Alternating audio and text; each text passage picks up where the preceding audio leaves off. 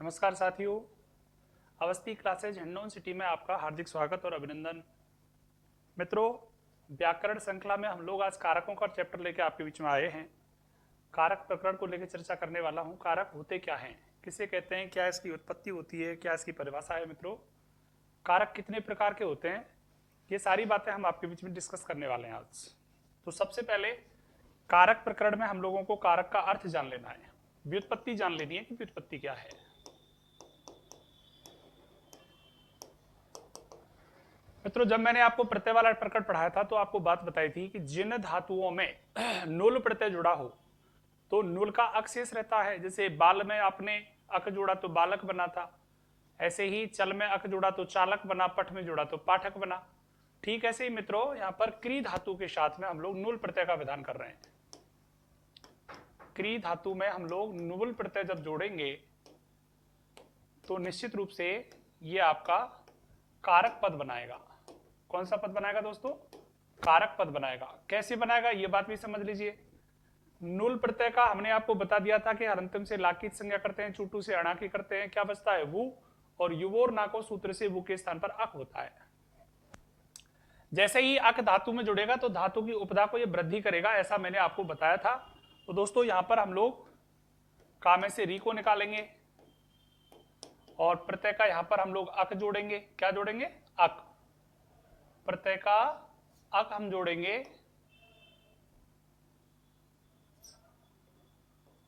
इस तरीके से। तो अक जब प्रत्यय का जुड़ेगा दोस्तों तो उपधा वाला जो ये री है इसको वृद्धि रूप हो जाएगा आर, इस तरीके से, और ये हमारा बनेगा का प्लस आर धन अक। ये कारक पद बन जाएगा। और दोस्तों जैसा कि मैंने बताया कि नवल प्रत्यांत जो भी शब्द होते हैं उनको स्त्रीवाची गीप प्रत्यय से स्त्रीलिंग का रूप बनाया जाता है, या टाप प्रत्यय से जो बनाया जाता है, सॉरी गीप से नहीं, टाप प्रत्यय से स्त्रीवाची रूप बनाया जाता है। टाप का आ बचता है। तो देखिए इसमें कारक में हम लोग टाप जब जोड़ देंगे तो ये कार्य का रूप बन जाता है। और मैंने आपको टाप प्रत्यय के अंतर्गत ये क्लियर से बता दिया था कि नवल प्रत्यांत शब्द में टाप जोड़कर स्त्रीवाची पद बनाए जा सकते हैं। ठीक है दोस्तों, जैसे बालक से बालिका बना, ऐसे ही कारक से कारका, अध्यापक से अध्यापिका, ये वाले शब्द मैंने आपको बताए थे।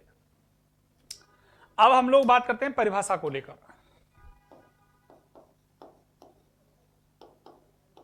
कारक की परिभाषा क्या है? क्रिया जनकत्वम इति कारकम। क्रिया जनकत्वम, क्रिया जनकत्वम इति कारकम। मतलब दोस्तों क्रिया का जनक जो होता है उसे हम क्या कहते हैं? कारक बोलते हैं। क्रिया के जनक को अपन क्या बोलेंगे? कारक बोलेंगे। क्रिया का जनक कैसे होता है कारक? जैसे मान के चलिए कि कोई करता है मुकेश नाम का और वो पढ़ा रहा है, तो पढ़ाने की क्रिया का जो जनक है वो कौन है दोस्तों? मुकेश है। कहने का मतलब क्रिया का जनक, क्रिया को पैदा करने वाला, क्रिया को संपादित करने वाला जो होता है कर्ता, उसको हम लोग क्या कहते हैं? कारक कहते हैं दोस्तों। नेक्स्टली हम लोग बात करेंगे यहां पर कि ये कारक जो है वो होते कितने प्रकार के हैं, कारक भेद कितने हैं, कारक कितने प्रकार के होते हैं। तो इसके संदर्भ में एक लक्षण होता है दोस्तों, कर्ता कर्मम चे करणम, कर्ता कर्मम चे करणम संप्रदानम एव च अपादानम अधिकरणम इत्याहु कारकाणी सच। दोस्तों सीधा सीधा आप लोगों के सामने लक्षण लिखा हुआ है, कर्ता कर्मम चे करणम संप्रदानम एव च अपादानम अधिकरणम इत्याहु कारकाणी सच। कर्ता कारक होता है, कर्म कारक होता है, करण और संप्रदान कारक होता है, अपादान और अधिकरण कारक होते हुए कारकों की संख्या 6 हो जाती है। कर्ता कर्म करण संप्रदान अपादान अधिकरण, दोस्तों क्लियर से लिखा हुआ है। तो ये जो आपके 6 कारक होते हैं ये ही मेन कारक माने गए हैं दोस्तों। अब आप लोग सोचेंगे साहब यहाँ पे संबंध को कारक क्यों नहीं माना है, संबोधन को कारक क्यों नहीं माना है? तो आपकी जानकारी के लिए बता देना चाहता हूं साथियों कि जो संबोधन है वो प्रथमा का ही रूप होता है। संबोधन किसका रूप होता है? प्रथमा विभक्ति का ही रूप होता है। तो संबोधन को तो हम कारक मानते ही नहीं है, क्यों? क्योंकि प्रथमा जो होती है वही संबोधन होती है, ऐसा मान लीजिएगा आप लोग। और अगला जो हम संबंध जिसके नाम में बात कर रहे हैं, तो संबंध केवल रिलेशनशिप बताता है। कारक होते क्या हैं? जहां कर्ता के द्वारा क्रिया का भाव हो, कर्ता का क्रिया से सीधा संबंध जहां पे होता है उसको कारक नाम दिया जाता है। तो दोस्तों कर्ता का क्रिया से संबंध होता है, कर्म का भी क्रिया से संबंध होता है, करण का भी क्रिया से संबंध होता है, संप्रदान, अपादान और अधिकरण, इन सब का क्रिया से संबंध होता है, लेकिन संबंध का नहीं होता। संबंध जो है वो किसी कर्ता से संबंध स्थापित करता है, क्रिया से संबंध स्थापित नहीं करता। मैं बताऊंगा जब संबंध की बात आएगी, बहुत अच्छे से एक्सप्लेन करने की कोशिश करूंगा आपके सामने। अब सवाल आता है दोस्तों, इनको एक बार एक्सप्लेन करते हैं सारणी के माध्यम से। तो कारक सारणी बना के आपको देते हैं हम लोग। अब आप लोगों के सामने ये समस्या नहीं आ जाए कि कारक सारणी में तो सर आपने सारे लिखे हैं, यहाँ पे फिर आप इसको क्यों लिख रहे हो? तो ये लिखने सारे पड़ेंगे, लेकिन इतना जरूर दिमाग में रखना पड़ेगा कि कारकों में अगर हम नाम लेंगे तो संबंध को कारक नहीं माना जाएगा। सबसे पहले क्रम संख्या,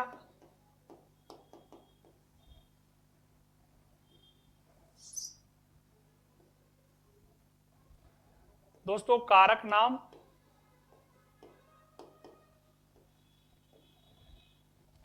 कारक चिन्ह,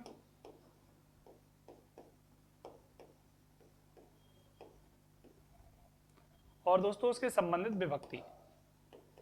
एक छोटा सा सवाल ये भी बन जाता है कि कारकों की विभक्तियां कितनी होती हैं।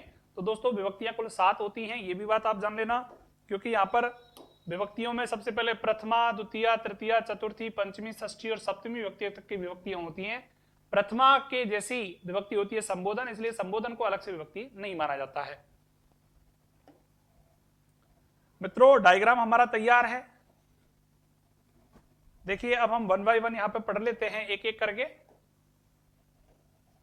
सबसे पहला क्रम संख्या में नंबर 1 बात करेंगे तो कर्ता कारक। कर्ता का चिन्ह होता है ने, कभी कभार इसका चिन्ह लगता भी नहीं है, ध्यान रखना। कर्ता का चिन्ह ने जो है वो केवल लंग लकार में लगेगा, बाकी सब जगह नहीं लगेगा। और इसकी विभक्ति जो होती है संबंधित वो होती है प्रथमा। कभी कभी इसकी विभक्ति संबोधन भी होती है, ध्यान रखना। तो इसमें आप प्रथमा के साथ साथ संबोधन विभक्ति भी दिमाग में रख सकते हैं, क्योंकि संबोधन भी प्रथमा की ही रूप होती है, कर्ता की ही रूप होती है। मित्रों नेक्स्टली हम बात करेंगे नंबर 2 को लेकर। तो नंबर 2 पर हमारा जो कारक आता है वो आता है कर्म कारक। कर्म कारक को लेके हम बात करेंगे तो कर्म का चिन्ह होता है को, और इसकी विभक्ति होती है द्वितीया। कौन सी विभक्ति होती है? द्वितीया। दोस्तों नेक्स्ट हम बात करेंगे 3rd नंबर पर। 3rd नंबर पर हमारा जो कारक होता है उसका नाम है करण, और करण का चिन्ह होता है से या के द्वारा, से या के द्वारा। दोस्तों इसकी विभक्ति होती है तृतीया। आगे हम बात करना चाहेंगे अगले कंटेन में। तो चौथा कारक हमारा होता है दोस्तों संप्रदान, और संप्रदान कारक का मतलब होता है के लिए, और इसकी विभक्ति होती है मित्रों चतुर्थी। आगे हम बात करेंगे दोस्तों नंबर 5 को लेकर। 5 नंबर पर हमारा जो कारक होता है उसका नाम है दोस्तों अपादान। अपादान का मतलब से अलग या पृथक होता है, से अलग या पृथक। और दोस्तों इसकी विभक्ति का नाम होता है पंचमी। क्या नाम होता है? पंचमी। नेक्स्ट हम लोग बात करेंगे मित्रों आगे। तो 6 नंबर का जो कारक है वो है हमारा संबंध। पहले ही बता रहा हूं इसको कारक नहीं बोलते, केवल संबंध स्थापित करने के लिए काम में लेते हैं। का, की, के या रा, री, रे, ऐसे ही योजक शब्दों से ये संबंध बताता है केवल। और इसकी विभक्ति का नाम जो होता है मित्रों वो होता है षष्ठी विभक्ति। आगे हम लोग बात करना चाहेंगे नेक्स्टली तो अगला जो हमारा पॉइंट ऑफ विजन होगा यहाँ पे देखने का वो होता है नंबर 7 पर अधिकरण कारक। अधिकरण में हम लोग बात करेंगे दोस्तों, इसके चिन्ह होते हैं मैं और पर। इसकी विभक्ति का नाम होता है सप्तमी। और दोस्तों लास्ट में हम लोग जो बात करेंगे, तो कभी कभार आप लोग संबोधन को विभक्ति के रूप में पढ़ लेते हैं। संबोधन कारक तो होता नहीं है बेशक, लेकिन हम लोग इसको इस सारणी के अंतर्गत जरूर व्यक्त करेंगे, क्योंकि इसमें कौन कौन से चिन्ह हैं जो आपको ये बताएंगे कि प्रथमा के अंतर्गत इसको ले जाना पड़े हमें। तो हे ओ अरे अये, हे ओ अरे अये, ये 4 आपके ऐसे चिन्ह हैं जिनसे पता चलेगा कि दोस्तों यहां पर संबोधन है, और संबोधन के योग में आप प्रथमा विभक्ति का ही प्रयोग करते हैं। संबोधन जो है वो केवल प्रथमा का ही रूप होता है। मित्रों आप इसको बहुत अच्छे से नोट डाउन करिएगा, लिख लीजिएगा। अब हम बात करेंगे यहां पर इन विभक्तियों के कौन कौन से भाव होते हैं, मतलब इन विभक्तियों का प्रारूप कैसे कैसे होता है, कि कौन सी विभक्ति किस अर्थ में आपकी प्रयोग की जाती है। मतलब सीधा सीधा कि जैसे हम बात करें द्वितीया, तृतीया और सप्तमी विभक्ति। द्वितीया है आपकी, ये आश्रय अर्थ में प्रयोग लाई जाती है। ऐसे ही तृतीया है जो भी आश्रय अर्थ में प्रयोग में लाई जाती है, और सप्तमी ये भी आपकी आश्रय अर्थ में प्रयोग में आती है दोस्तों। मतलब इन विभक्तियों का भाव जो है द्वितीया, तृतीया, सप्तमी का केवल आश्रय के योग में होता है, ध्यान रखना।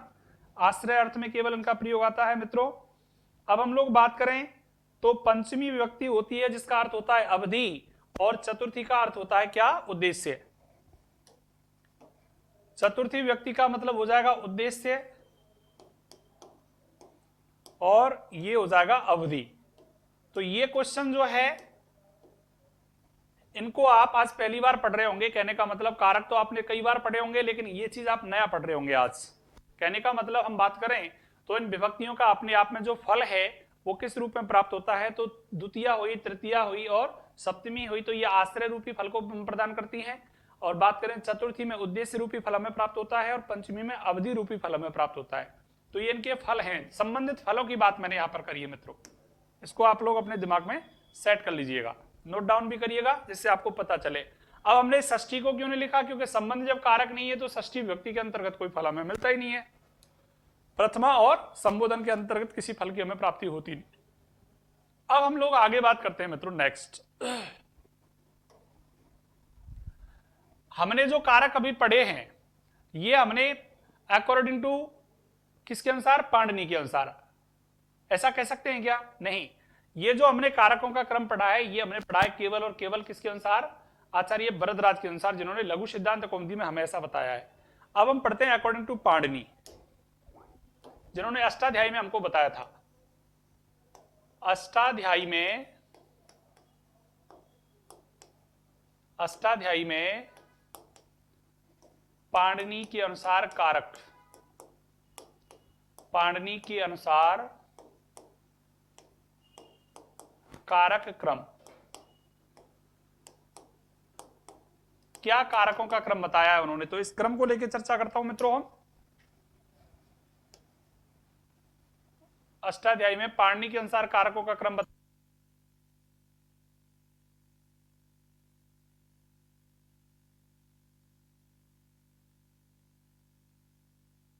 अष्टाध्यायी में पाणिनि के अनुसार कारक क्रम हम पढ़ने वाले हैं मित्रों। अष्टाध्यायी में पाणिनि के अनुसार कारकों के क्रम की बात करूंगा। देखिए कैसे, सबसे पहले क्रम संख्या,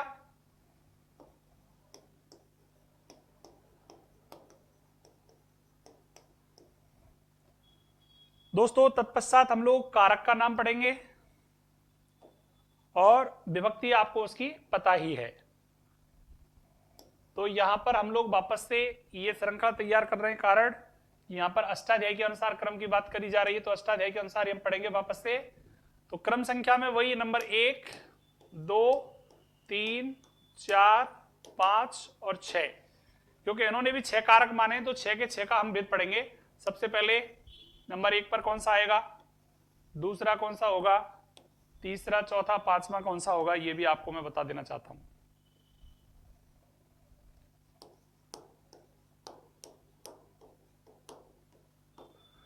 दोस्तों अष्टाध्यायी में जो क्रम होता है वो सबसे पहले जो कारक पढ़ाया जाता है अष्टाध्यायी में उसको बोलते हैं अपन अपादान कारक, और उसके सूत्र के संबंध में हम बात भी कर लेंगे दोस्तों। इधर सबसे पहला कारक कौन सा था? अपादान।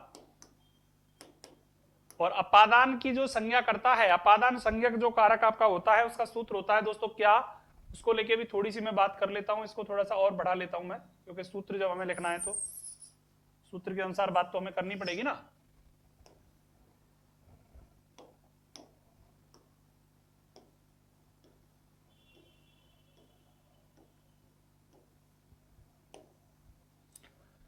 अपादान का विधान करने वाले सूत्र का नाम है ध्रुवम अपाये अपादानम। ध्रुवम अपाये अपादानम सूत्र होता है हमारा ध्रुवम अपाये अपादानम। नंबर 1 पर अपादान कारक होता है, दूसरा संप्रदान, फिर करण। तो देखिए यहां संप्रदान कारक पढ़ेंगे, फिर हम संप्रदान का जो सूत्र होता है दोस्तों वो हमारा सूत्र है कर्मणा यमभिप्रैति, यमभिप्रैति से संप्रदानम।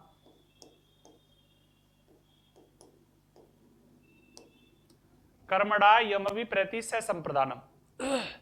अपादान हो गया, संप्रदान हो गया, फिर हम करण की तरफ बात करते हैं दोस्तों। तो करण कारक जो आपका होता है नंबर 3 पर, करण का नियम है दोस्तों साधक तमम करणम, साधक तमम करणम।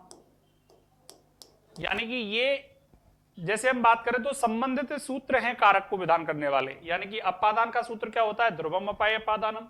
संप्रदान का होता है कर्मणा यमभिप्रैति से संप्रदानम। करण का होता है साधक तमम करणम। तो मित्रों ये सूत्र भी आपको थोड़ा सा दिमाग में रखने हैं। हालांकि आज तक पूछा नहीं गया है, लेकिन बाई चांस पूछ ले तो आप थोड़ा सा दिमाग में रखिएगा। अगला होता है अधिकरण कारक, और अधिकरण के लिए सूत्र होता है दोस्तों आधारो अधिकरणम। क्या होता है? आधारो अधिकरणम। जैसे मैं अभी आपसे कह दूं अपादान कारक विधायकम सूत्रम किम, ये वाला हो जाएगा। दूसरा मैं कह दूं दोस्तों संप्रदान कारक विधायक सूत्रम किम, ये वाला हो जाएगा। करण विधायक सूत्रम किम साधक तमम करणम हो जाएगा। अधिकरण विधायक सूत्रम किम आधारो अधिकरणम हो जाएगा। अब हम लोग बात करते हैं अधिकरण के अलावा नेक्स्ट हमारा जो कारक आता है वो आ जाएगा कौन सा दोस्तों? कर्म कारक। तत्पश्चात आपका तो हम कर्म को लेके बात करें और फिर हमारा आ जाएगा कर्ता कारक। तो कर्म का जो सूत्र होता है दोस्तों वो होता है कर्तु रीप्सितमम कर्मः, कर्तु रीप्सितमम कर्मः, कर्तु रीप्सितमम कर्मः। अगला जो सूत्र है दोस्तों फाइनली हम बात करेंगे नेक्स्ट, वो होता है कर्ता कारक का। और कर्ता कारक में जो सूत्र होता है वो कौन सा होता है बताओ? कर्ता का सूत्र होता है स्वतंत्र। कर्ता का कोई सूत्र नहीं होता। कर्ता अपने आप में विधायक सूत्र नहीं रखता है, सीधा सीधा सा मतलब स्वतंत्र रूप होता है इसका, स्वतंत्र रूपे होता है ये। दोस्तों इसको भी आप समझ सकते हैं। इसको याद रखने का तरीका, जैसे हम बात करें 5 4 3 7 2 1, ये फॉर्मूला आप अपने दिमाग में रख सकते हैं। जैसे हमने जो वरदराज आचार्य के अनुसार जो क्रम पढ़ा था 8 कारकों का, उस क्रम में से हमको 5 4 3 7 2 1 ये कोड है। ये कोड किसका है दोस्तों? ये पाणिनि के अनुसार कारक जो माने गए उसका कोड है। ये पाणिनि अनुसार जो कारक माने गए हैं उसका कोड है मित्रों ये 5 4 3 7 2 1। 5 का मतलब अपादान हो गया, 4 का मतलब संप्रदान हो गया, 3 का मतलब करण हो गया, 7 का मतलब हो गया दोस्तों क्या? ये अधिकरण। फिर बात करें हम लोग, ये 2 नंबर पे कर्म आता है और 1 नंबर पे कर्ता आता है। तो 5 4 3 7 2 1 आप दिमाग में रख सकते हैं। अगर आपसे क्वेश्चन पूछा जाए कि अकॉर्डिंग टू पाणिनि बात करें तो अष्टाध्यायी में सबसे पहला कारक कौन सा आता है, तो आप लोग जवाब क्या देंगे? अपादान कारक। जबकि लघु सिद्धांत कौमुदी में कौन सा कारक सबसे पहले आता है, तो उसका नाम क्या देंगे दोस्तों आप? कर्ता कारक। लघु सिद्धांत कौमुदी के अनुसार कर्ता, कर्म, करण, संप्रदान, अपादान, संबंध, अधिकरण और संबोधन की बात हो रही है, जबकि अपादान ये अष्टाध्यायी के अनुसार बात क्या हो रही है, पहले अपादान, फिर संप्रदान, फिर करण, फिर अधिकरण, फिर कर्म और कर्ता। समझ में आ गई साथियों बात? आगे बढ़ते हैं हम लोग नेक्स्ट। अब हमारा बेसिकली कारक वाला चैप्टर स्टार्ट जब हो रहा है तो उसमें सबसे पहले हम लोग कौन सा कारक पढ़ रहे हैं दोस्तों? कर्ता कारक। कर्ता कारक हमारा क्या कहता है, कर्ता होता क्या है, इसको समझिए। सबसे पहले तो कर्ता कारक के संबंध में आपने विभक्ति की जानकारी जब ली है तो हम लोग प्रथमा विभक्ति की बात करके आए थे इधर। तो प्रथमा विभक्ति हो जाती है हमारी,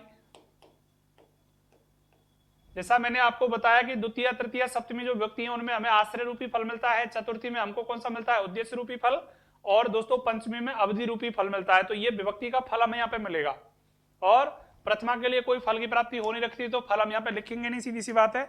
दोस्तों आपको पता है कि इस विभक्ति का चिन्ह क्या होता है?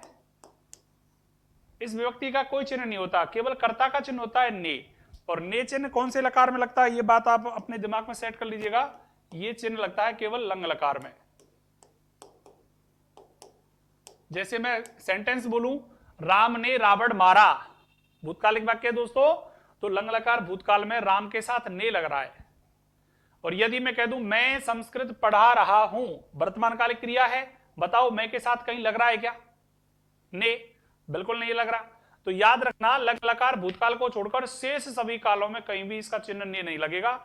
और अगर लंग लकार भूतकाल वाला वाक्य अगर है तो निश्चित रूप से वहां पर ने चिन्ह जरूर लगेगा। जैसे मैंने खाना खाया, मैंने पाठ पढ़ाया, मैंने दर्शन किए, तो मैं ने, ये भूतकालिक क्रिया के साथ ने आ रहा है। सबसे पहले दोस्तों कर्ता के बारे में जान लें। क्री धातु के साथ त्रिच प्रत्यय से ये पद संपन्न होता है। क्री धातु में त्रिच प्रत्यय लगते ही कर्ता पद आपका बन जाता है। अब कर्ता होते कितने प्रकार के हैं दोस्तों, ये जाननी है हमको। सबसे पहले कारकों में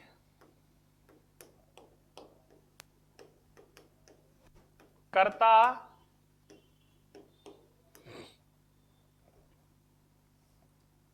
स्वतंत्र रूप में होता है, स्वतंत्र रूप में होता है,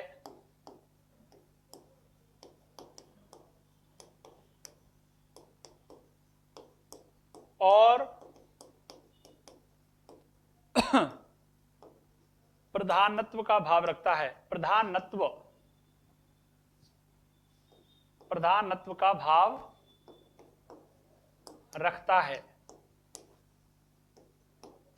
दोस्तों सेंटेंस बड़ा ही काबिजियल है, सॉरी, कारकों में कर्ता जो है वो स्वतंत्र रूप में होता है और प्रधानत्व का भाव रखता है। मतलब सीधा सीधा कि कारकों में जब कर्ता का प्रयोग हम लेके आएंगे तो वो स्वतंत्र होगा। जैसे मैं पुस्तक पढ़ता हूं,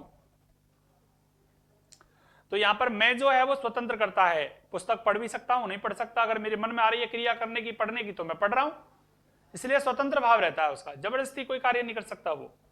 दोस्तों अब हम लोग इसी सेंटेंस को लेकर बात करें तो वाच्यों में इसकी दशा बदल जाती है। सेकेंडली हम लिखें, वाच्यों में कर्ता हमेशा दो प्रकार का होता है, दो प्रकार का होता है।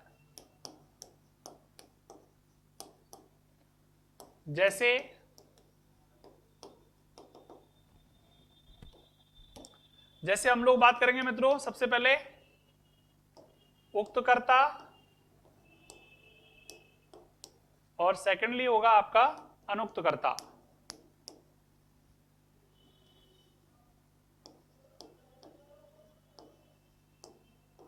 उक्त कर्ता और अनुक्त कर्ता।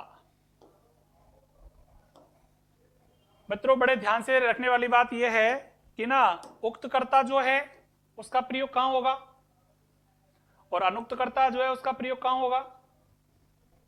तो उक्त कर्ता जहां भी होगा उसमें लगेगी प्रथमा विभक्ति, और अनुक्त कर्ता जहां भी होगा उसमें लगेगी तृतीय विभक्ति।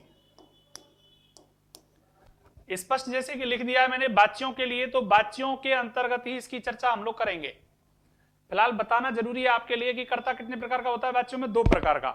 एक तो उक्त होता है, एक होता है अनुक्त। उक्त का मतलब होता है जो अपनी बात को सीधा कहता है, मतलब जिसके अनुसार क्रिया रूप अपना बदल लेती है। जैसे मैं खाता हूं, मैं के अनुसार क्रिया एक वचन की लग गई खाता हूं। और जैसे मैंने कह दिया हम दोनों खाते हैं, तो हम दोनों हो गए, एक मैं और एक आप, हम दोनों खाते हैं, तो दोस्तों द्विवचन के कर्ता हैं, द्विवचन की क्रिया हो गई। फिर मैं कहता हूं हम सब खाते हैं, तो हम सब कर्ता बहुवचन का है, तो क्रिया भी बहुवचन की हो गई। तो जहां कर्ता के अनुसार क्रिया अपना रूप बदल ले उसको अपन उक्त कर्ता कहेंगे। ठीक है मित्रों। और अनुक्त कर्ता का मतलब क्या होगा, जिस वाक्य में कर्ता अपना कोई भी कार्य करे लेकिन क्रिया पर उसका कोई प्रभाव नहीं हो, जिस वाक्य में कर्ता के अनुसार क्रिया परिवर्तित नहीं हो, उसमें आपको अनुक्त कर्ता रूप दिखाई देना चाहिए। समझ में आ रही है बात। तो वाक्य में उक्त कर्ता वही होगा जहां क्रिया उसके अनुसार रूप बदल रही होगी, और अनुक्त कर्ता वह होगा जहां क्रिया में रूप कभी भी बदल भी नहीं रहे होंगे। किसके अनुसार, कर्ता के अनुसार। कहने का मेरा जो सेंस है दोस्तों वो ये है कि ऐसे वाक्य जहां पर कर्ता अपना प्रभाव नहीं दिखा पाए क्रिया के साथ, वो वाक्य होते हैं आपके कर्मवाच्य और भाववाच्य। तो कर्मवाच्य और भाववाच्य के वाक्यों में जो कर्ता आपका होता है वो अनुक्त होता है। तो मैं लिख देना चाहूंगा दोस्तों यहां पर अनुक्त कर्ता की जो जगह है वो होती है कर्मवाच्य और भाववाच्य में। कर्मवाच्य और भाववाच्य में जो कर्ता होता है दोस्तों उसको अपन अनुक्त कर्ता का नाम देंगे। नेक्स्टली हम लोग बात करें दोस्तों उक्त कर्ता के बारे में, तो उक्त कर्ता आपका केवल और केवल कहां आता है, कर्तरी वाच्य के अंतर्गत। ये बात आपको पता चल गई मित्रों। तो कहने का मतलब ये बात निकल के आ गई फाइनली कि उक्त कर्ता के अंतर्गत जो विभक्ति लगेगी उसको अपन प्रथमा विभक्ति का नाम देंगे। तो नोट डाउन कर लीजिएगा यहां पर एक नई बात को नोट लगा के लिखिए, कर्तरी वाच्य में प्रयुक्त होने वाले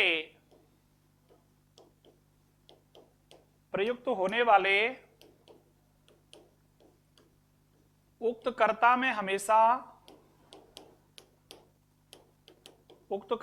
हमेशा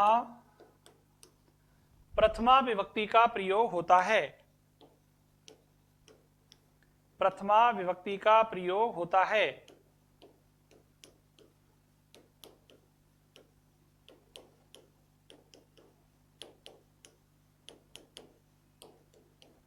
दोस्तों बात से आप हिंदी में भी पढ़ते हैं, लेकिन हिंदी की बात को यहां से तुलना नहीं करेंगे आप, और करना चाहे तो बेशक कर लें। हिंदी का थोड़ा सा उदाहरण दे देता हूं। जैसे मैं पढ़ता हूं, तो ये मैं जो है ना दोस्तों ये प्रथमा व्यक्ति का रूप है। अस्मत् सर्वनाम के रूप निकाल के लाओ, क्योंकि हिंदी संस्कृत से बनी है, हिंदी से संस्कृत नहीं बनी दोस्तों, संस्कृत भाषा से ही हिंदी का विकास हुआ है दोस्तों। तो निश्चित रूप से संस्कृत भाषा से जो बात सत्यापित है, प्रमाणित है, तो निश्चित रूप से हिंदी वालों ने उसको माना है। तो संस्कृत भाषा ने संस्कृत में अपनी बात को कहा है, हिंदी वालों ने उसको हिंदी में कन्वर्ट कर लिया है। तो वहां पे सीधा सीधा सा लिख के दिया था क्या, कि संस्कृत भाषा में क्लियर से कहा है प्रथमा विभक्ति वही होगी जहां पर कर्ता उक्त होगा। और प्रथमा विभक्ति का मतलब मैं है, तुम दोनों है, तुम सब है, ये सब प्रथमा के अंतर्गत ही आता है। कब, जब हम लोग अस्मत् सर्वनाम के रूपों की बात करते हैं। विभक्ति में केवल ये प्रथमा के अंतर्गत आते हैं दोस्तों। हालांकि पुरुषों में अगर बात करेंगे तो उत्तम पुरुष में स्थान होता है इनका। वो चीज तो मैं आपको लकार प्रकरण में बता चुका हूं कि देखो मध्यम पुरुष में आपके युष्म सर्वनाम के रूप आते हैं, उत्तम पुरुष में अस्मत् के आते हैं, और शेष जितने भी रूप हैं संज्ञा होचा सर्वनाम के वो सब कहां आते हैं, अन्य पुरुष या प्रथम पुरुष के अंतर्गत। और शेष संज्ञा सर्वनाम रूपों में आपके प्रथम पुरुष की क्रिया लगती है, ऐसा भी मैं आपको बता चुका हूं। तो दोस्तों कर्तृवाच्य में प्रयुक्त होने वाला कर्ता उक्त होता है, और उक्त कर्ता में हमेशा कौन सी व्यक्ति लगती है, प्रथमा। अब हम लोग बात करते हैं यहां पर इसकी सेकंड इस वाले नियम की। तो नोट नंबर सेकंड आपका बनता है क्या,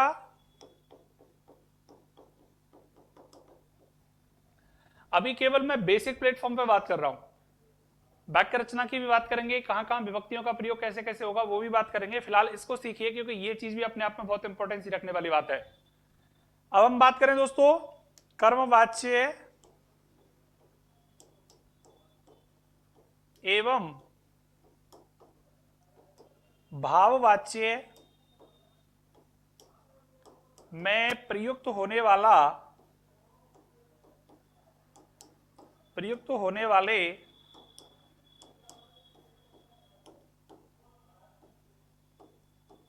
अनुक्तकर्ता में हमेशा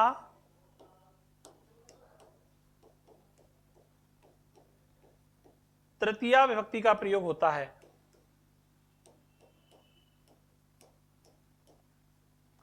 तृतीया विभक्ति का प्रयोग होता है। दोस्तों आप लोग सोचेंगे कि सर आप इसको यहां क्यों पढ़ा रहे हैं? बिल्कुल पढ़ाने की आवश्यकता है, क्योंकि जब हम यहीं से क्लियर करके नहीं चलेंगे तो बच्चों में हमसे क्लियर हो ही नहीं पाएगा। क्यों? क्योंकि जब बात कर्ता की आती है तो कर्ता दो प्रकार के आपको सुनने को मिलेंगे, तो यहीं से आप सीखते चलिए। यहां सीख लेंगे तो आपको आगे जाके सरलता से कोई बात समझ में आ जाएगी। कहने का मतलब किसी बात को अचानक से रिप्रेजेंट करके आपके सामने रखा जाए तो वो समझ में नहीं आती है, और कोई बात पहले से थोड़ा पता हो और बाद में जाकर उसको प्रेजेंट दिया जाए तो आपके दिमाग में ये आ जाएगा कि हाँ यार ये बात पहले भी गुरुजी ने बता दी है, आज हम इसको वापस से पढ़ रहे हैं, तो वो बहुत अच्छे से समझ में आ जाएगी आपको। एक बार देख लेते हैं। क्री धातु में त्रिच लगने से कर्ता बनता है, कारकों में कर्ता स्वतंत्र होता है और प्रधानत्व का भाव रखता है। मतलब सीधा सीधा उस कर्ता को अपन उक्त ही बोलेंगे।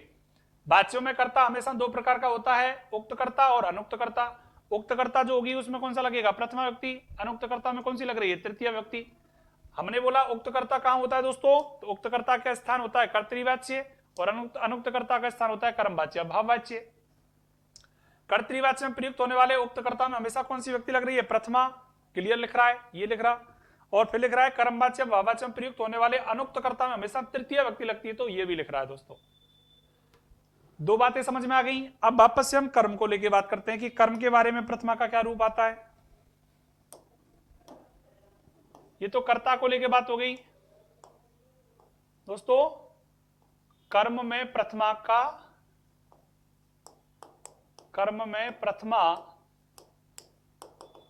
ये हेडिंग है हमारा।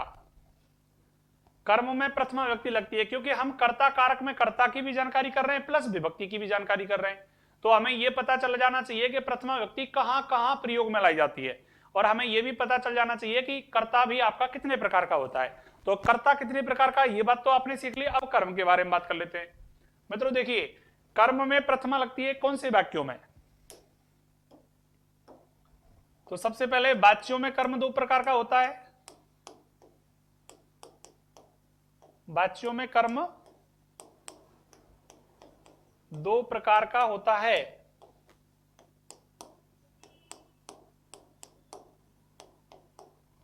सबसे पहले आपका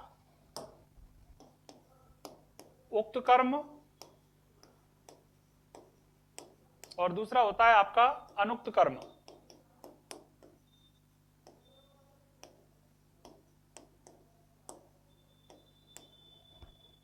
दोस्तों उक्त कर्म जहां होगा उसमें लगेगी प्रथमा व्यक्ति,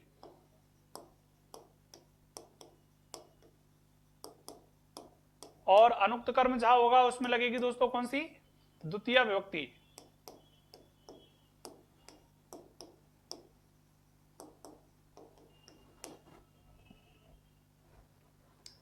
याद रखना, कारकों में हम बात करें तो जो कर्म होता है वो अनुक्त कर्म होता है।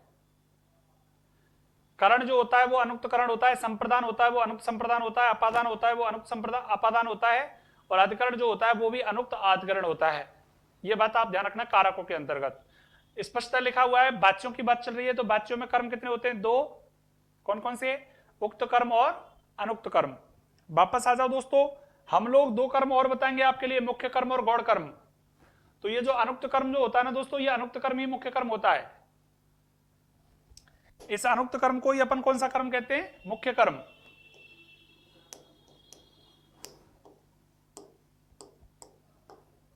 अनुक्त कर्म मुख्य कर्म का ही दूसरा नाम है, ये मान के चलिए आप। अब हम लोग बात करें मुख्य कर्म जो होगा उसमें भी और अनुक्त कर्म जो होगा उसमें भी कौन सी व्यक्ति लगने वाली है? द्वितीया। तो ये भी आप दिमाग में रख लीजिएगा। वापस आ जाओ उक्त कर्म के बारे में, सेंटेंस को समझते हैं थोड़ा सा क्या कहना चाह रहा है ये।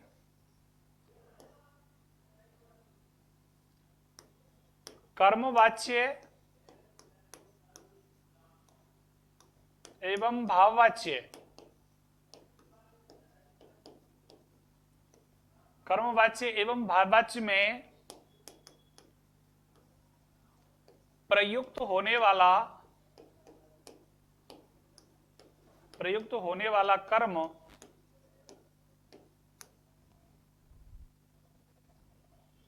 उक्त कर्म होता है, उक्त कर्म होता है।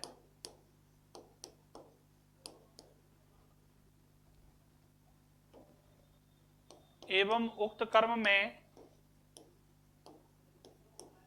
उक्त कर्म में प्रथमा विभक्ति लगती है। दोस्तों थोड़ा सा समझने में आपको ऐसा लग रहा होगा कि यार ये क्या बात चल रही है, लेकिन आपको जानकारी रखना जरूरी है, क्योंकि मैं नहीं चाहता कि किसी भी परिस्थिति में आपका एक नंबर भी मिस हो जाए। सेकेंडली हमारा जो सेंटेंस है दोस्तों, जैसे मैं उदाहरण देके आपसे बात करूं, यथा उक्त कर्म और अनुक्त कर्म की बात बताऊं तो देखिए, रामेण रावण हन्यते। राम के द्वारा रावण मारा जाता है। मैंने वर्तमान काल की बात क्यों करी है? क्योंकि हमारे लिए जो वाच्य आएंगे वो केवल लट लकार वर्तमान काल में आएंगे। रामेण रावण हन्यते, ये जो रावण है ना दोस्तों, या तो ये कैसा करता हो गया, अनुक्त कर्ता। अनुक्त कर्ता में व्यक्ति कौन सी लग रही है? तृतीया। अनुक्त कर्ता में व्यक्ति कौन सी लग रही है? तृतीया। ये रावण है दोस्तों उक्त कर्म, और उक्त कर्म में व्यक्ति कौन सी लग रही है? प्रथमा। समझ में आ गई बात? रावण अकारांत है, रामे रामो रामा, रावण है रावणो रावणा, ऐसे रूप बनेंगे। केवल दो बातें सीखनी है यहां पर, उक्त कर्ता और उक्त कर्म के बारे में, अनुक्त कर्ता और अनुक्त कर्म के बारे में। दोस्तों अब हम बात करें सेकंड, आपका जो रूल बनाएंगे इसमें नियम, उसको लिख के, कर्तरीवाच्य में, कर्तरीवाच्य में प्रयुक्त होने वाला कर्म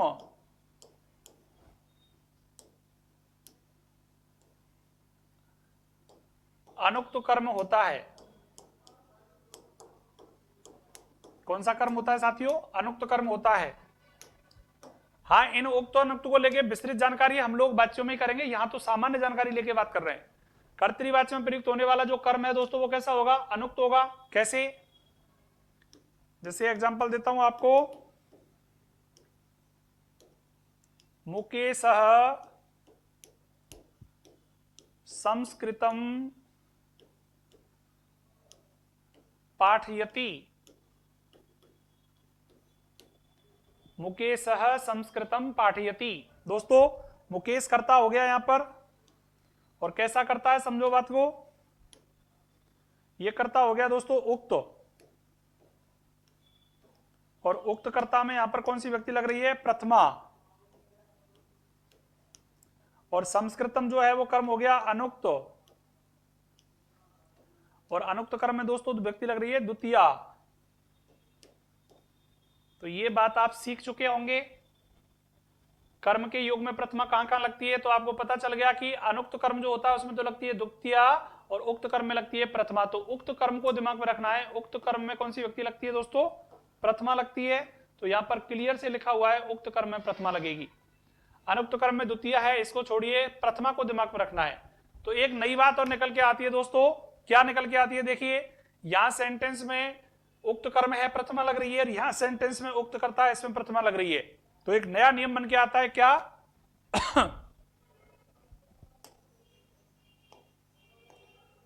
उक्त कर्ता एवं उक्त कर्म में,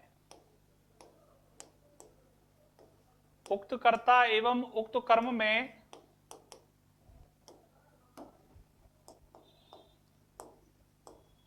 प्रथमा विभक्ति का प्रयोग होता है।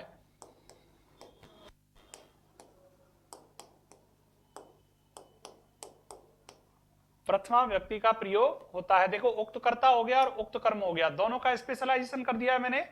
उक्त कर्ता एवं उक्त कर्म में प्रथमा व्यक्ति का प्रयोग होता है। साथियों भूलने का नहीं, उक्त कर्ता और उक्त कर्म दोनों बात ध्यान रखना। ऐसे ही दोस्तों हम लोग एक नियम वापस से निकालते हैं। अनुक्त कर्ता में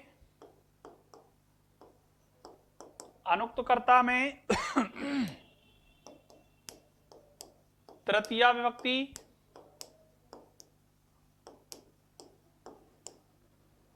एवं अनुक्त कर्म में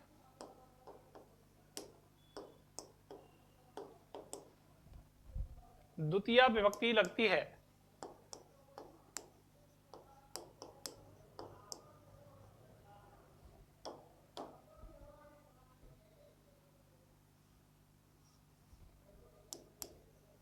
द्वितीया विभक्ति लगती है।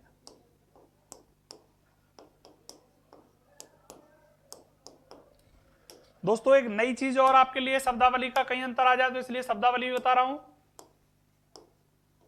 उक्त कर्ता को अपन अभिहित कर्ता बोलते हैं। प्रश्न पत्र में कहीं आपसे पूछ लिया जाए कि अभिहित कर्ता में कौन सी लगेगी तो आप कंफ्यूज नहीं हो। उक्त कर्ता को अपन अभिहित कर्ता बोलते हैं। तो अभिहित का मतलब होता है दोस्तों जिसके अनुसार क्रिया अपना रूप बदलती है।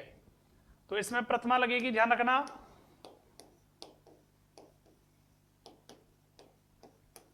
ऐसे ही सेकेंडली दोस्तों अनुक्त कर्ता की बात आ जाएगी।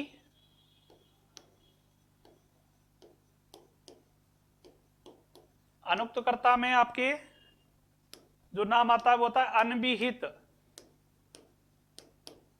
अनभिहित कर्ता बोलते हैं अनुक्त कर्ता को। और यहां पर आपकी तृतीया विभक्ति लगेगी।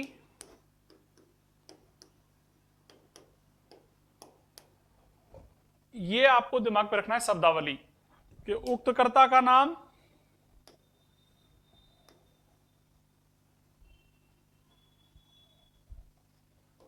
उक्त कर्ता को अपन क्या बोलेंगे, अनुक्त कर्ता को अपन क्या बोलेंगे, तो ये चीज भी आपको दिमाग में रखनी है इस तरीके से। मित्रों यहां तक की बात आपकी क्लियर हो चुकी है। अब हम लोग बात करते हैं कि हमारा जो कर्ता कारक है वो कहां कहां और किस किस अर्थ में आपका प्रयोग होता है। तो देखिए सबसे पहले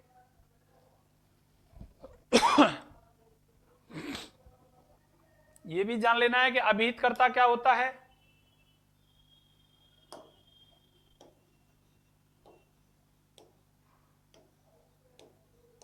अभिहित कर्ता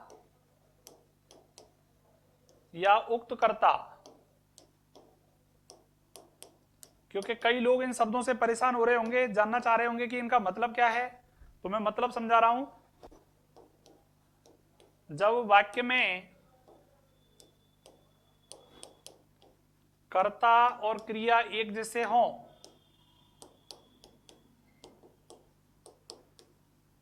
कर्ता और क्रिया का लकार पुरुष वचन एक जैसा हो, नहीं लकार को छोड़िए, कर्ता और क्रिया का पुरुष व वचन समान हो तथा कर्ता के अनुसार क्रिया रूप प्रयुक्त हो, क्रिया रूप प्रयुक्त हो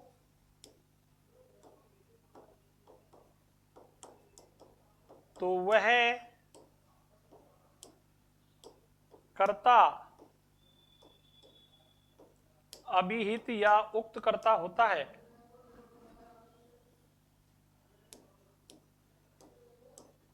अभिहित या उक्त कर्ता होता है।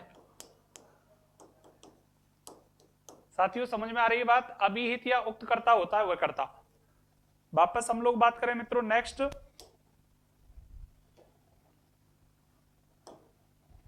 अनभिहित।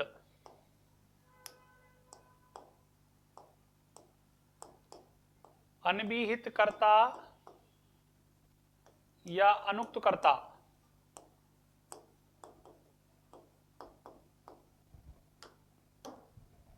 अनभिहित कर्ता या अनुक्त कर्ता क्या होता है? जब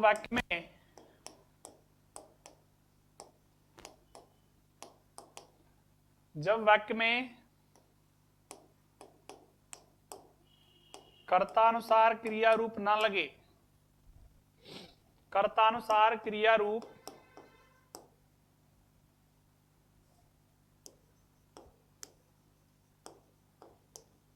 नहीं लगे, बल्कि क्रिया का रूप कर्मानुसार प्रयुक्त हो,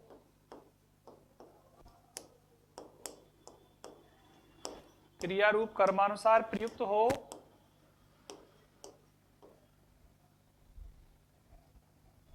हो, तो वहां कर्ता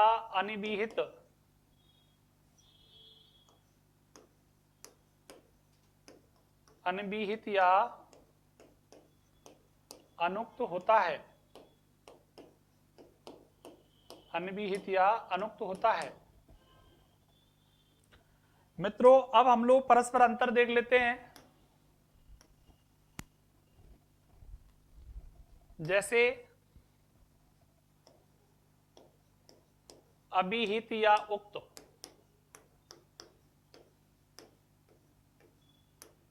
कर्ता, और यहां होता है अनभिहित या अनुक्त कर्ता।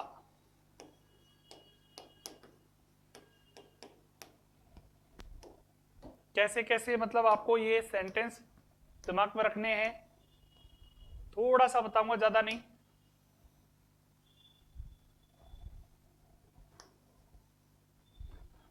समझिए मित्रों, सेंटेंस नंबर 1 जैसे मैंने कह दिया,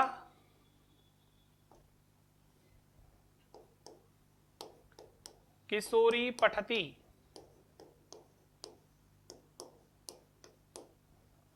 किशोरी पठती। किशोरी यहां पर एक वचन का कर्ता के रूप में स्त्रीलिंग का कर्ता है, तो पठती भी यहां पर एक वचन की क्रिया है। जैसे मैं कह दूं दोस्तों,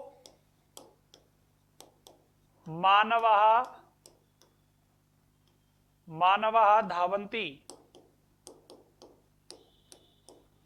दोस्तों यहां पर मानवा जो है प्रथमा का बहुवचन का रूप है और धावंती भी आपकी बहुवचन की क्रिया है। तो मैंने आपको बोला था जहां कर्ता के अनुसार क्रिया का भाव बदल जाए, कर्ता एक वचन का हो तो क्रिया एक वचन की लगे, कर्ता बहुवचन का हो तो क्रिया बहुवचन की लगे, तो वहां पर कर्ता आपका कैसा होगा? अभिहित या उक्त कर्ता होगा, क्योंकि कर्ता के अनुसार क्रिया का रूप वहां लग रहा है। तीसरा सेंटेंस जैसे मैं कह दूं, मुकेशः चलती, मतलब मुकेश चलता है। मुकेश एक वचन का कर्ता है, चलती एक वचन की क्रिया है। दोस्तों ऐसे हम बात करें, ये तो एक वचन बहुवचन की बात हो गई। अब हम लोग द्विवचन को लेके बात कर लेते हैं। जैसे देखो मैं ले देता हूं आपके लिए सीतारामऊ, सीतारामऊ, सीतारामऊ भजतः। तो सीतारामऊ यहां पे द्विवचन का कर्ता हो गया दोनों। तो भजते जो क्रिया है दोस्तों वो लट लकार प्रथम पुरुष द्विवचन की क्रिया हो गई। ऐसे ही अगला सेंटेंस आपके लिए, जैसे भूपेंद्र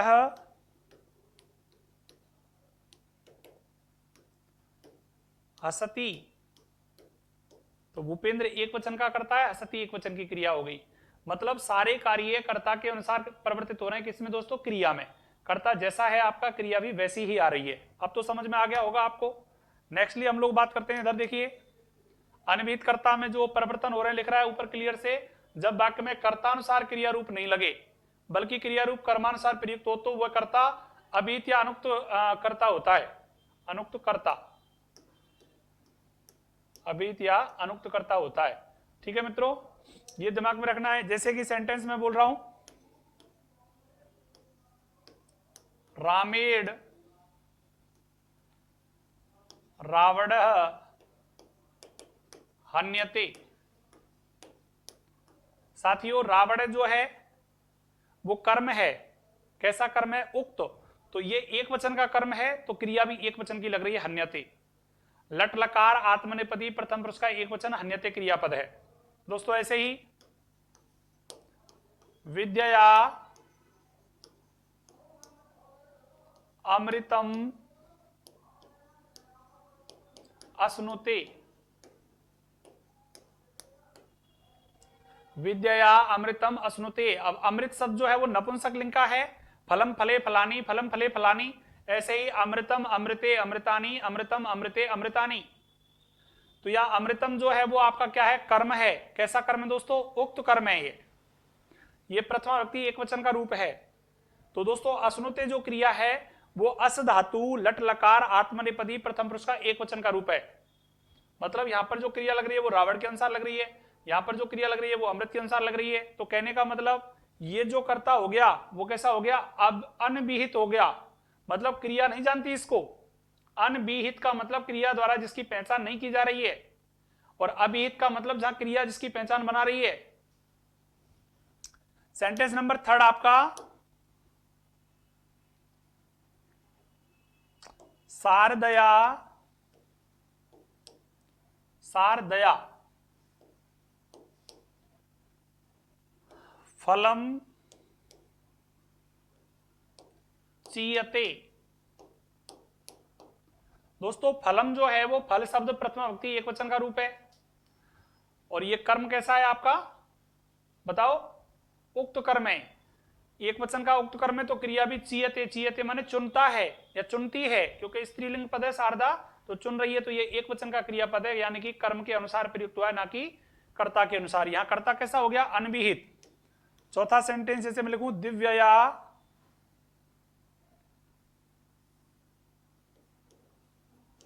दिव्यया कृष्ण पूज्यते। तो दिव्यया मतलब दिव्या जो करता है वो अनविहित करता हो गया, मतलब अनुक्त करता हो गया। अनुक्त करता में तृतीया लग रही है, यहां पे सारे कर्ता अनुक्त है मित्रों, और अनुक्त कर्ता में तृतीया लगती है, ऐसा मैं आपको बता चुका हूं। दिव्या के द्वारा कृष्ण को पूजा जाता है, तो यहां पर जो कृष्ण को कहा जा रहा है ना, इसमें प्रथमा विभक्ति लग रही है, क्योंकि ये कर्म कैसा है आपका, उक्त है। तो उक्त कर्म में प्रथमा लग रही है, और यहां पर क्रिया जो पूज्यते है वो कर्म के अनुसार ही लग रही है।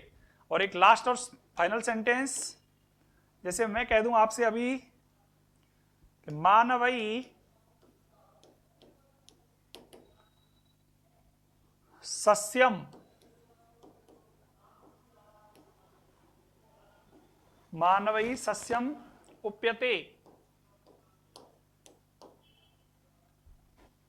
दोस्तों सस्यम माने होती है फसल, नपुंसक लिंग का रूप है, सस्यम सस्ये सस्यानि, सस्यम सस्ये सस्यानि। तो यहां पे सस्यम जो है वो प्रथमा का एक वचन है, और कैसा कर्म है ये, उक्त कर्म है, प्रथमा का एक वचन है। अब उप्यते का मतलब बप धातु में यते लगाया, आत्मनेपदी का रूप बनाया, तो यहां पर क्रिया उप्यते जो है वो सस्यम के अनुसार लग रही है। ये बात आपकी समझ में आ गई होगी, बहुत अच्छे से नोट डाउन करना, बार बार इसको सीखना। समझ में नहीं आ रहा है तो वीडियो को रिप्ले करना, फिर समझ के देखना, पर बिना नोट डाउन किए हुए आपको समझ में नहीं आने वाला है। आगे बात करता हूं साथियों, देखिए अब हम लोग बढ़ते हैं एक अगला नियम संबोधन की तरफ। संबोधने प्रथमा, प्रथमा व्यक्ति यहां पर भी लगती है संबोधन के अंतर्गत। कैसे लगती है देखिए दोस्तों, जब वाक्य में संबोधन वाचक पद दिए हों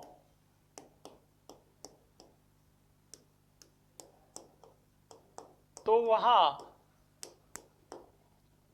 संबोधन में प्रथमा व्यक्ति लगती है। तो वहां कोष्टक में संबोधन में प्रथमा व्यक्ति लगती है।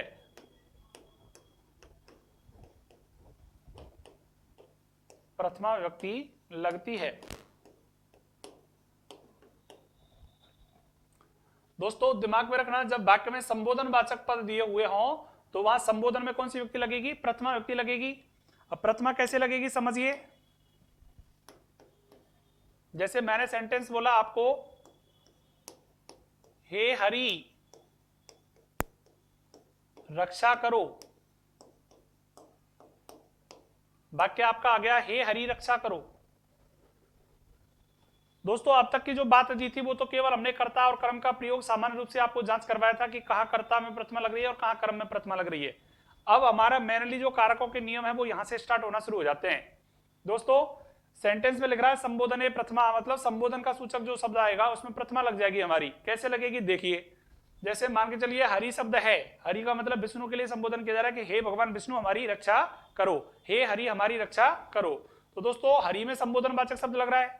अब संबोधन वाचक शब्द में हमको प्रथमा लगानी है। समझो बात को।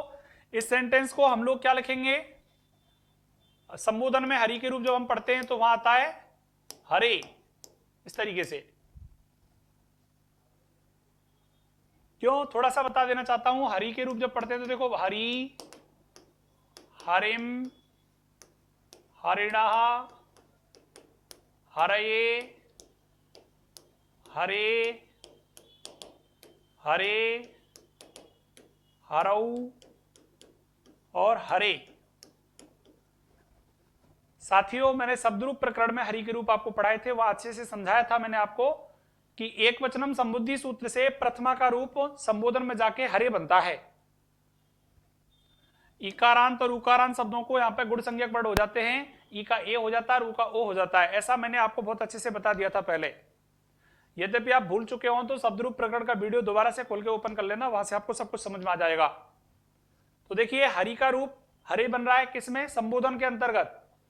किस सूत्र से, एक वचनम संबुद्धि सूत्र से। लिख देता हूं सूत्र का नाम, सूत्र का रेफरेंस है एक वचनम संबुद्धि। एक वचनम संबुद्धि सूत्र जो है उससे प्रथमा व्यक्ति का रूप संबोधन में जाके ऐसे बन जाएगा। जैसे गुरु है, गुरु का बनेगा गुरु, ऐसे। दोस्तों प्रभु है, प्रभु का बनेगा प्रभो, ऐसे। साधु का बनेगा साधो, भानु का बनेगा भानो, विभु का बनेगा विभो। ऐसे ही इकारांत और उकारांतों में ये बात आपकी जो है कि परिवर्तन की बात आती है। मित्रों हरि का बन गया हरे, और रक्षा करो नाम की जो धातु है उसका मतलब होता है हरे अब इसको हम अलग अलग तो लिखेंगे इस तरीके से, लेकिन यदि हमको ये एक जगह लिखना पड़े तो एक जगह कैसे लिखा जाएगा दोस्तों, इसमें फिर हम पूर्व रूप संधि का नियम लगाएंगे, ऐसे हरे हो जाएगा और इसको अब हो जाएगा, तो हरे अब बन जाएगा ये सेंटेंस। ये तो पृथक दशा में है, पृथक दशा में, सॉरी पृथक दशा, इस तरीके से। और ये आपका संयुक्त दशा में है। संयुक्त दशा में यहां पर कौन सा नियम काम कर रहा है, एंग पदांतादति, पूर्व रूप संधि का नियम, जहां पर मैंने बताया था कि पद के अंत में आई ए और ओ की मात्रा के बाद यदि आ हो तो ए और ओ के स्थान पर पूर्व रूप एक आदेश होता है और आ के स्थान पर चंपक पुष्प पुटकवास न्याय सूत्र से अवग्रह हो जाता है। यह बात मैंने आपको अच्छे से समझा दी थी।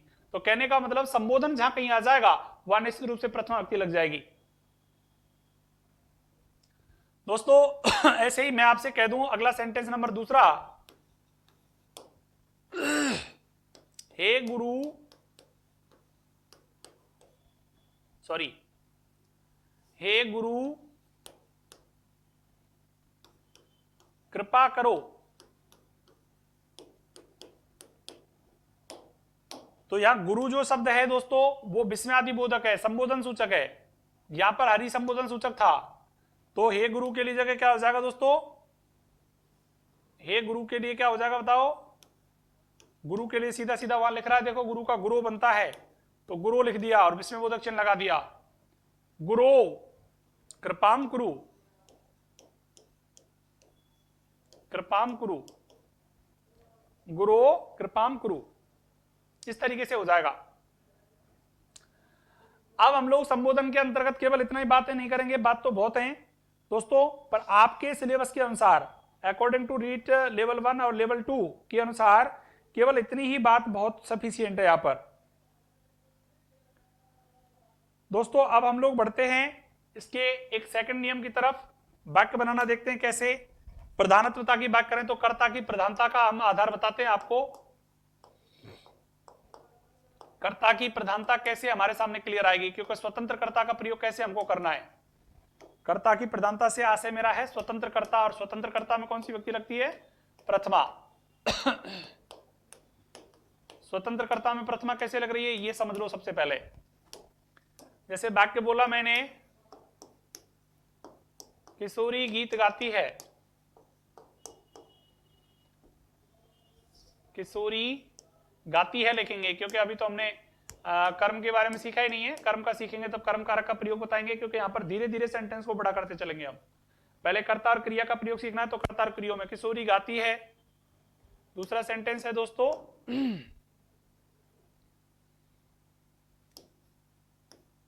राजेश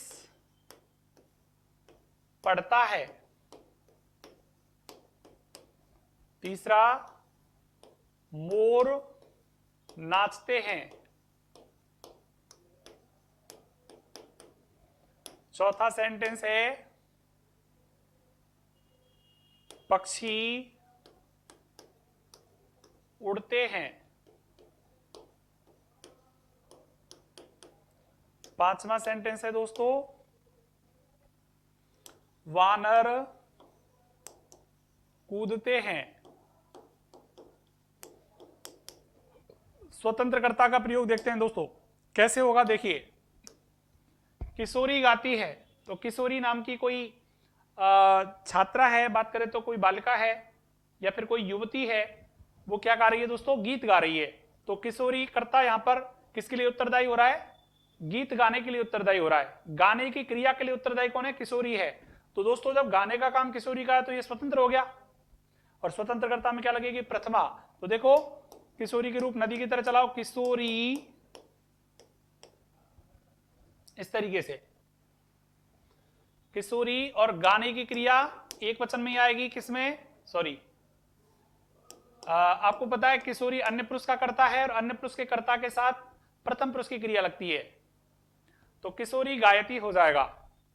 दोस्तों राजेश पढ़ता है, राजेश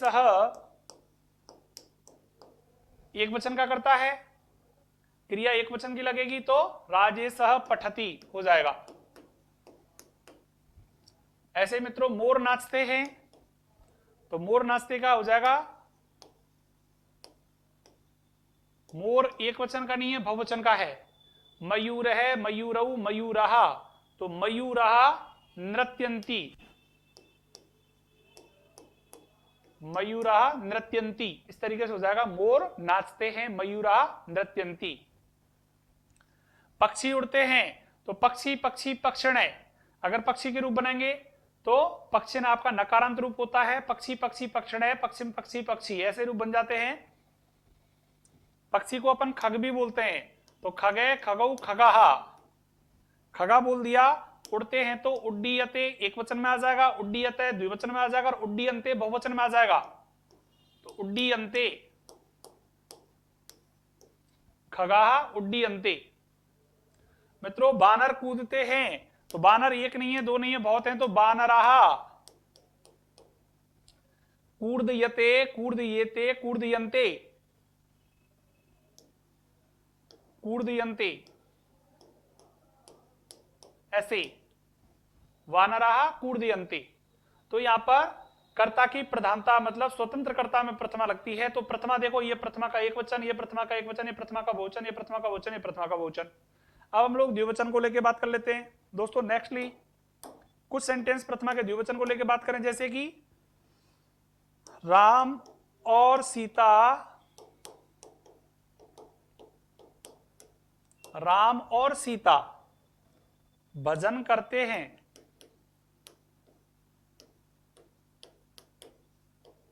भजन करते हैं, सेंटेंस को हालांकि पहले भी बता दिया, लेकिन अब यहां हिंदी लिखी है मैंने। तो राम और सीता द्विवचन के कर्ता हो गए, और भजन करना भी क्रिया आपकी कैसी है, द्विवचन की है। तो दोस्तों राम और सीता द्विवचन का कर्ता है। यहां पर आपका जो समास लग रहा है वो कौन सा लग रहा है, द्वंद्व समास।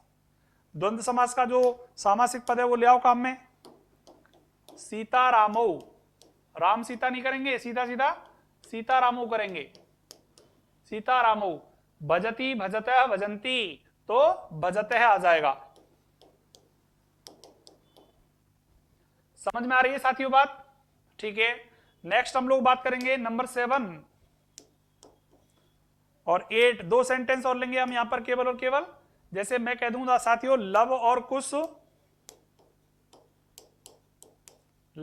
कुश पढ़ते हैं। तो दोस्तों लव और कुश जो हैं वो आपके क्या हैं? दो पात्र हो गए, दो कर्ता हो गए। लव और कुश और पढ़ाई कर रहे हैं, तो कर्ता भी दो, क्रिया भी द्विवचन की। तो लव और कुश में बड़ा है आपका कुश, तो पहले बड़े को स्थान देंगे। लव छोटा है तो कुश लवऊ, क्योंकि कर्म का द्वंद्व समास का नियम है कि जो पात्र या जो कर्ता जन्म के आधार पर बड़ा हो। जैसे लव कुश आपके दो भाई हैं, तो दोनों भाइयों में बड़ा कौन है? कुश हो गया। राम लक्ष्मण भरत शत्रुघ्न, ऐसे नहीं, राम भरत लक्ष्मण शत्रुघ्न, ये किसका क्रम होता है? बात करें तो युधिष्ठिर अर्जुन भीम, ऐसे नहीं, युधिष्ठिर भीम अर्जुन नकुल और सहदेव, इस तरीके से क्रम होता है। तो जो कहने का मतलब योग रूढ़ करता है, योग रूढ़ शब्द हैं, और उनके जन्म के विषय में उनका क्रम ध्यान में रखते हुए हमको बात करें तो द्वंद्व समास का निर्धारण करना होता है दोस्तों। तो यहां पर कुश और लव दोनों जो भैया हैं, कहने का मतलब लव छोटा है कुश बड़ा है, तो कुश को पहले स्थान दिया है, जबकि सेंटेंस में लव पहले लिखा हुआ है। इस बात से आप कंफ्यूज नहीं हो, मैंने यहां पर सामासिक पद की दशा के अनुसार यहां पर रूप लिखा है। तो कुश लवऊ, अब पठती पठते पठंती, तो पठते हो जाएगा। अगर यहां पर एक एक की बात होती, कुश पढ़ता है तो कुशे पठती, लव पढ़ता है तो लवे पठती हो जाता। और जैसे मैं बात करूं सीता लव और कुश तीनों पढ़ते हैं, तो सीता कुश लवऊ पठंती, बहुवचन की क्रिया लग जाती। दोस्तों यहां पे एक चीज और देख लेते हैं। नेक्स्ट सेंटेंस है हमारा, भीम और अर्जुन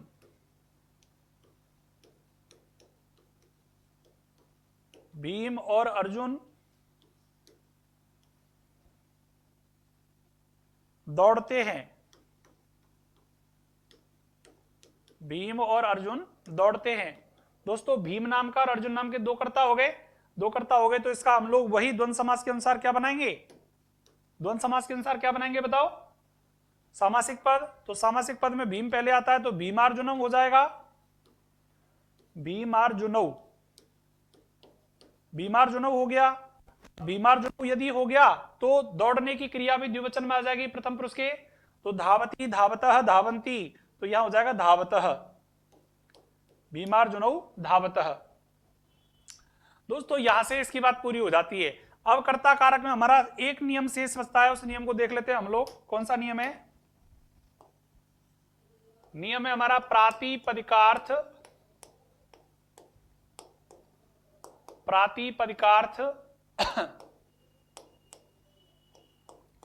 लिंग परिमाण वचन मात्रे। लिंग परिमाण वचन मात्रे प्रथमा।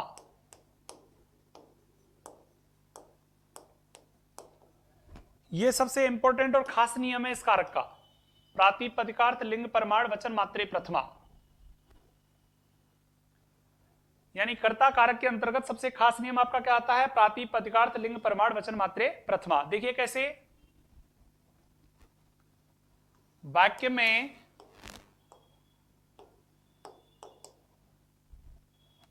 प्रयुक्त होने वाले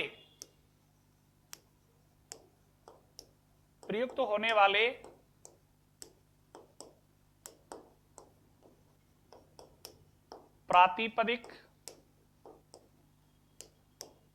लिंग परिमाण वचन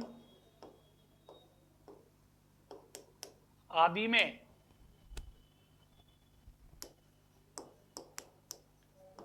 प्रथमा विभक्ति का प्रयोग होता है।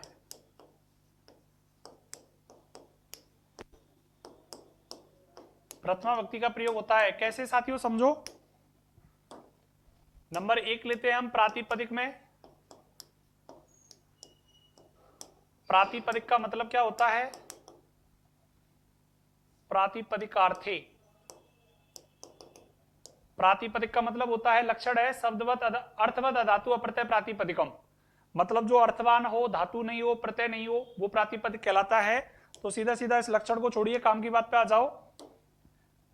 जब कोई संज्ञा सर्वनाम या विशेषण पद वाक्य में कर्ता के रूप में प्रयुक्त हुआ हो तो वहां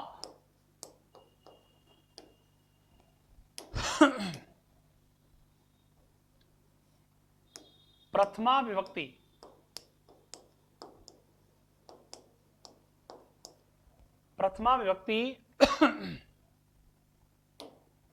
का प्रयोग होता है।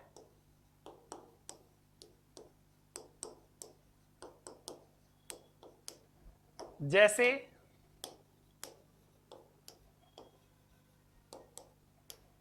साथियों कौन कौन से शब्द हैं जो प्रातिपदिक के रूप में आते हैं? जैसे श्री है, ज्ञानम है, कृष्ण है, रक्तः, श्वेतः, हरि, राम, रमः, किशोरी, मुकेश, राजेशः,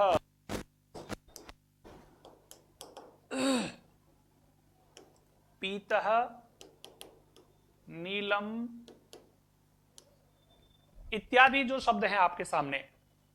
देखो श्री शब्द के रूप पढ़ेंगे, श्री, श्री, श्रेय। श्री माने होती है लक्ष्मी, तो श्री में यहां पे प्रथमा का एक वचन लग रहा है। ज्ञान रूप जो होता है, ज्ञानम, ज्ञाने, ज्ञानानी, ये आपका नपुंसक लिंग का है, तो प्रथमा का रूप हो गया। कृष्ण, कृष्ण आपका आकारांत शब्द है, राम की तरह रूप चलते हैं, कृष्ण हो गया। अगर इसको अपने योग रूढ़ शब्द में लेंगे कृष्ण को, तो ये कृष्ण रूप योग रूढ़ में आ गया नाम व्यक्ति का।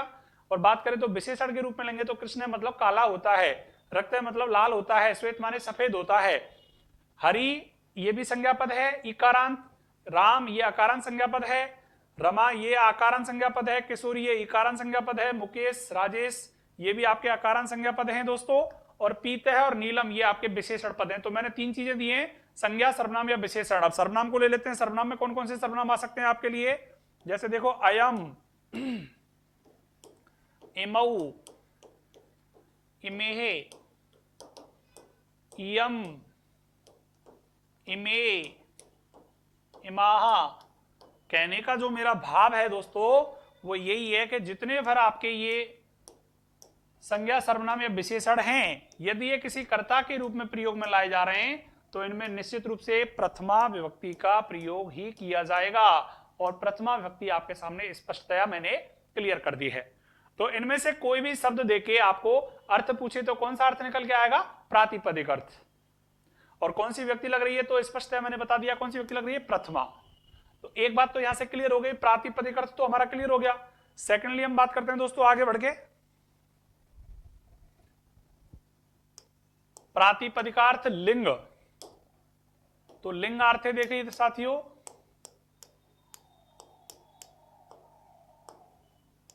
लिंगार्थे। अब लिंग का मतलब पुल्लिंग, स्त्रीलिंग, नपुंसक लिंग तीनों की बात आ रही है दोस्तों।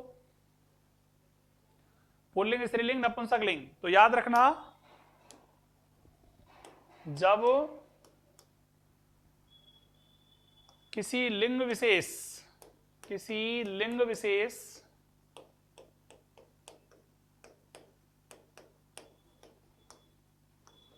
का प्रयोग कर्ता के रूप में हो,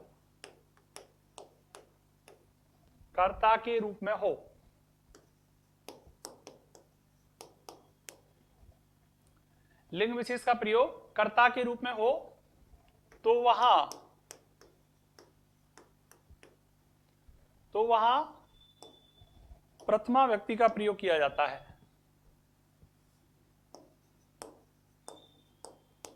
प्रथमा विभक्ति का प्रयोग किया जाता है। कैसे किया जाता है भैया? देखो,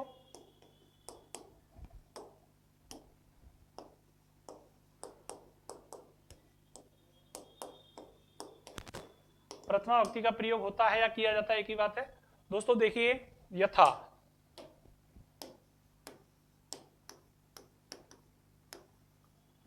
पुल्लिंग का पद कोई कर्ता के रूप में आ जाए, ठीक है, स्त्रीलिंग का आ जाए या नपुंसकलिंग का, तो लिंगार्थ में केवल बात करें व्याकरण व चंद्रिका या व्याकरण सिद्धांत कौमुदी, इसमें दोस्तों कारक प्रकृति हम पढ़ते हैं तो केवल तीनों की बात करी गई है, तटय, तटी, तटम।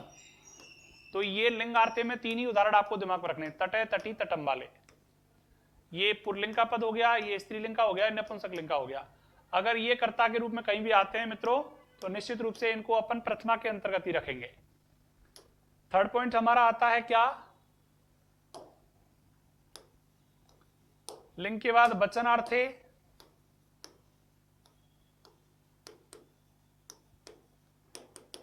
तो वचनार्थे में दोस्तों जब किसी वचन का प्रयोग, जब किसी वचन विशेष का प्रयोग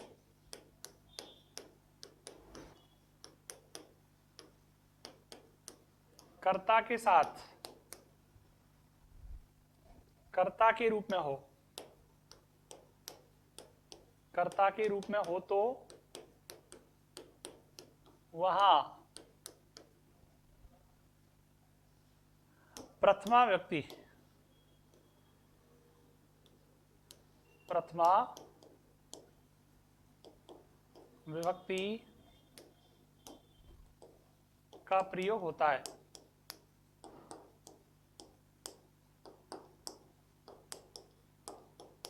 कैसे होता है प्रथमा का प्रयोग साथियों? समझिए, यथा में जैसे हमने वचन के अर्थ में व्याकरण व चंद्रिका की बात कर रहे थे अभी हम लोग, या वैयाकरण सिद्धांत कौमुदी की बात हम करें, तो दोस्तों वहां पर कारकों का चैप्टर जो दिया गया उसमें एकः, द्वौ, वह, केवल ये तीन ही उदाहरण मिलते हैं। एक है तो पुल्लिंग का हो जाएगा, सॉरी एक वचन का हो जाएगा, पुल्लिंग का नहीं, एक वचन का हो जाएगा, ये द्विवचन का और ये बहुवचन का। तो ये एक है, दो, वह, ये वचन की बात आ गई। आप चाहें तो यहां पर वचन भी व्यक्त कर सकते हैं। ये एक वचन का रूप है तो भी इसमें प्रथमा का रूप लग रहा है। ये दो जो है ये भी द्विवचन का रूप होने के कारण भी प्रथमा का ही रूप है, यानी कि ये प्रथमा के द्विवचन से लिया गया और ये प्रथमा के बहुवचन से लिया गया है। साथियों नेक्स्ट हम लोग बात करेंगे, अभी नंबर 4 पर हम पहुंचते हैं। 4 हमारा परिमाण मात्र की बात कर रहा है दोस्तों। तो 4 पे देखिए हम लोग परिमाण मात्रे। परिमाण मात्रे का मीनिंग है मापतोल संबंधी।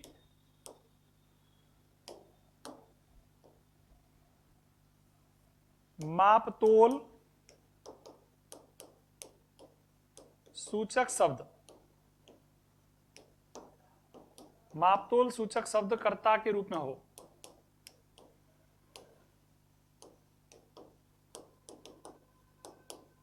तो प्रथमा लगेगी।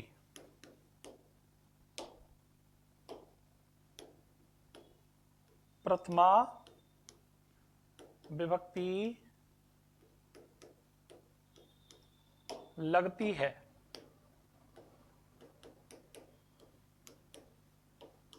दोस्तों यहां पर एकमात्र एग्जांपल, चुनिंदा एग्जांपल, जैसे द्रोणो ब्रीही, मतलब ये जो द्रोणे पद लिखा हुआ है इसको अपन द्रोणो बोलते हैं। ये संबोधन के रूप में लिखा जाता है, ऐसे मान लो, चाहे फिर द्रोणे पे विसर्ग लगा के आप उत्तर विसर्ग संधि के नियम से द्रोणो लगा सकते हैं। तो ये द्रोणो ब्रीही, ये उदाहरण पूछा जाता है। कहने का मतलब जो नियम मैंने आपके सामने डिस्कस किया उनमें काम की चीज क्या है, पेपर में ये बात पूछी जा रही है तो ये लिंगार्थ के रूप में आएगी। पेपर में अगर ये बात पूछी जा रही है तो दोस्तों इसे वचनार्थ के रूप में ध्यान रखना है। और ये आपका परिमाण अर्थ हो गया। तो देखिए प्रातिपदिक, लिंग, वचन, परिमाण, तीनों की बात, चारों की बात हो गई यहाँ पर। तो इसमें जहां कहीं भी आपसे ऐसे क्वेश्चन आ जाए कि प्रातिपदिक अर्थ में क्या क्या आएगा, तो संज्ञा, सर्वनाम, विशेषणों की बात आ जाएगी। लिंगार्थ में बात करेंगे तो स्त्रीलिंग, पुल्लिंग के शब्दों की बात करी जाएगी।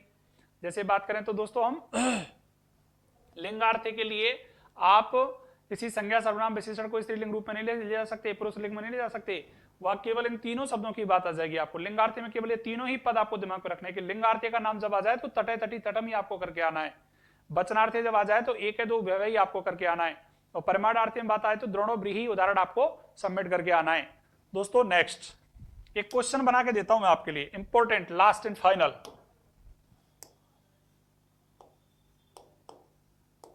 प्रथमा विभक्ति, विभक्ति लिख दो, कर्ता कारकः नास्ति। प्रथमा कर्ता कारक,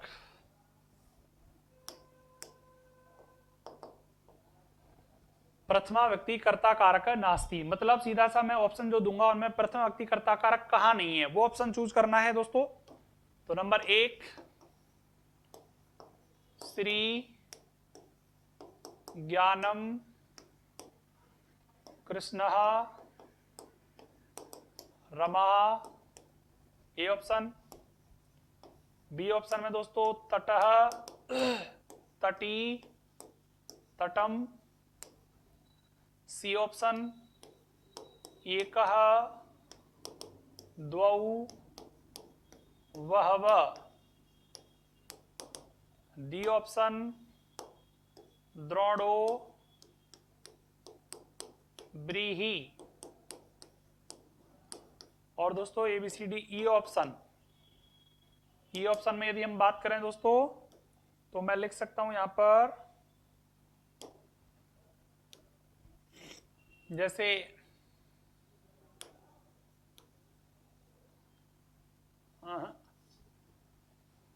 जैसे ये तो चारों आपके मैंने नियम से लिख ही दिए। अब हम कोई नया शब्द ले लें।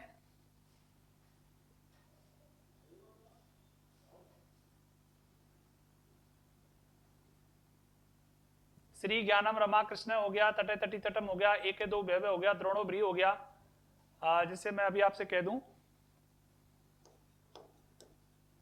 सर्वकारेण,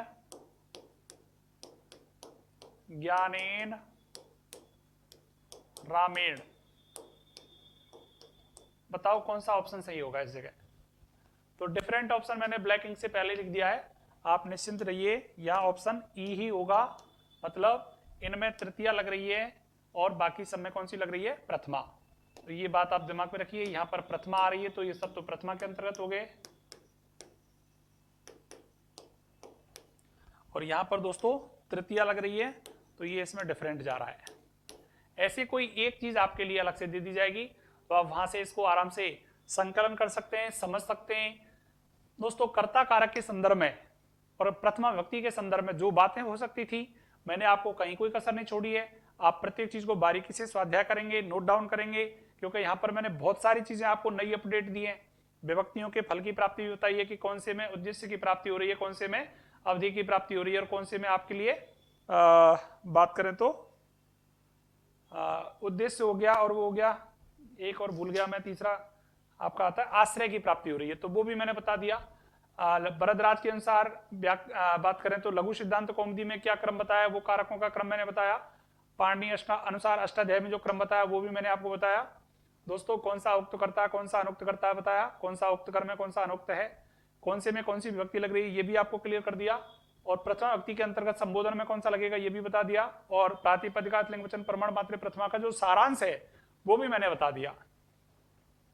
कर्ता कारक के संदर्भ में हम लोग इतनी बात करना चाहेंगे। दोस्तों आगे बात करेंगे हम नेक्स्ट अगली क्लास में आकर अगले कारक की। तब तक देखते रहिए अवस्थी कंपटीशन क्लासेस, बहुत अच्छे से अवलोकन करते रहिए। नमस्कार, धन्यवाद।